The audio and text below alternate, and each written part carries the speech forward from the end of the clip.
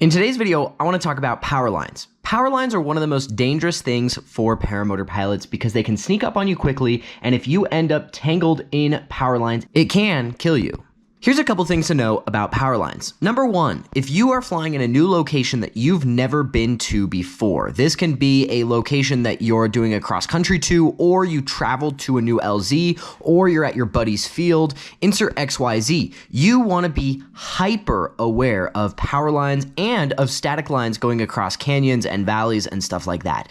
Basically, if you're in a new location, you want to be paying a little extra attention. Far too often, pilots in new spots that are just not paying attention, doing some cool ground skimming and having a good time, end up tangled up in power lines or a static line just because they didn't know it was there. Maybe consider flying over the canyon at 100 feet up, checking to see if there's any lines, scout out and look around for power lines. Take a few seconds every few minutes to just look around. Be hyper aware of your surroundings and try really, really hard to not run into a power line. Here's the thing with power lines. It will sneak up on you and you'll oftentimes not have enough time to respond. That's a very dangerous situation. I'll give you a story of a couple years ago down at Salton Sea, California. One of my buddies was flying along low, just having a good time with his other buddy, and they were just looking at each other, wing bump and all that stuff. They looked up and boom, right there was a power line. They both hammered as much brake as they could pull, possibly spun their glider to dive away and barely missed it, barely missed the ground. All around, it was a super dangerous, unpleasant situation.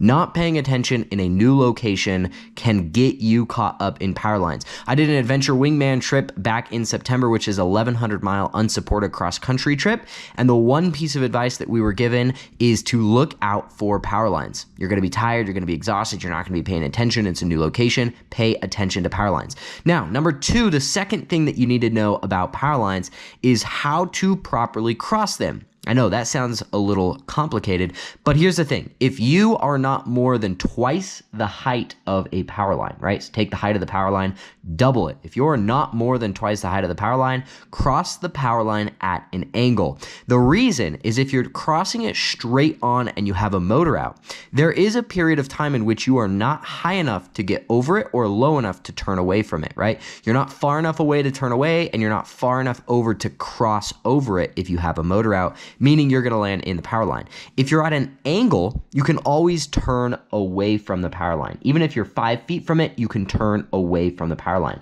So you always cross at an angle unless you're twice the height, in which case you'll have enough altitude to either make that turn away from it or glide over it.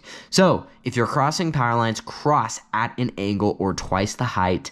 If you're in a new location, be hyper aware. My name is Trevor Steele. This video is just to help you guys be a safer, more successful pilot. If you're interested in paramotor training, beginner, advanced, wings, or motors, check out our website at Backcountry PPG, and we will see you all in the next video.